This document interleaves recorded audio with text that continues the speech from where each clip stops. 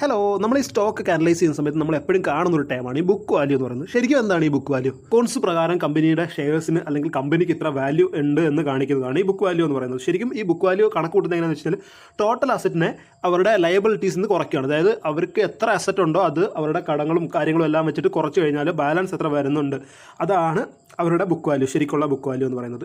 Total അസറ്റ്സിൽ നിന്ന് liabilities കുറച്ചിട്ടൊരു value കിട്ടുമല്ലോ, ആ വാല്യൂവിനെ ടോട്ടൽ ഷെയർസ് കൊണ്ട് ഡിവൈഡ് ചെയ്യും.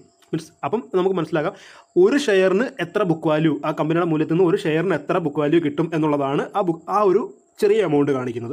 സ്റ്റോക്കിനെ അത് ഓവർ വാല്യൂഡ് ആണോ അല്ലെങ്കിൽ അണ്ടർ വാല്യൂഡ് ആണോ ഫെയർലി വാല്യൂഡ് ആണോ എന്ന് മനസ്സിലാക്കാനായിട്ട് യൂസ് ചെയ്യുന്ന പ്രധാനപ്പെട്ട ടേമുകളിൽ ഒന്നാണ് ഈ ഒരു ബുക്ക് വാല്യൂ എന്ന് പറയുന്നത്. ശരിക്കും നോക്കിക്കഴിഞ്ഞാൽ മാർക്കറ്റ് പ്രൈസ് ബുക്ക് വാല്യൂവിനെക്കാട്ടിലും കുറവാണെന്നുണ്ടെങ്കിൽ അതൊരു അണ്ടർ വാല്യൂഡ് ആയിട്ടുള്ള ഒരു ഷെയറാണ്. അതായത് അതിന് അർഹിക്കുന്ന വില അതിന് കിട്ടുന്നില്ല, ഇനിയും ഇത് മുകളിലേക്ക് ഉയരാൻ ചാൻസ് ഉണ്ട് എന്ന് കാണിക്കുന്ന ഒരു ഷെയറാണത്. ഇനി മാർക്കറ്റ് പ്രൈസ് ബുക്ക് വാല്യൂവിനെക്കാട്ടിലും കൂടുതലാണെന്ന് വെച്ചോ, അപ്പോൾ എന്താണ് നമ്മൾ മനസ്സിലായത്, അതൊരു ഓവർ വാല്യൂഡ് ഷെയറാണ്. അണ്ടർ വാല്യൂഡ് ആണോ ഓവർ വാല്യൂഡ് ആണോ എന്ന് മാത്രം നോക്കിയിട്ട് നമുക്ക് ഒരിക്കലും സ്റ്റോക്ക് മേടിക്കാൻ പറ്റില്ല. അതായത് നമുക്ക് ബുക്ക് വാല്യൂ മാത്രമായിട്ട് ഉപയോഗിച്ചൊരു സ്റ്റോക്കിലേക്ക് ഇൻവെസ്റ്റ് ചെയ്യുന്നത് അത്ര നല്ലൊരു തീരുമാനമല്ല, അല്ലെങ്കിൽ ഒരു നല്ലൊരു ഇൻവെസ്റ്റ്മെൻറ്റ് രീതിയല്ല. കാരണം ഓരോ സ്റ്റോക്കിൻ്റെ വിലയും അതിൻ്റെ ബ്രാൻഡ് വാല്യൂവും ഫ്യൂച്ചർ ഗ്രോത്തും മാർക്കറ്റ് ട്രെൻഡ്സും ഉള്ള കാര്യങ്ങളൊക്കെ ബന്ധപ്പെടുത്തി മാറിക്കൊണ്ടിരിക്കും. അപ്പോൾ നിങ്ങൾക്ക് കൂടുതൽ ഫിനാൻഷ്യൽ എക്സ്പ്ലനേഷൻസ് ആവശ്യമുണ്ടെങ്കിൽ കൂടെ കൂടിക്കോ.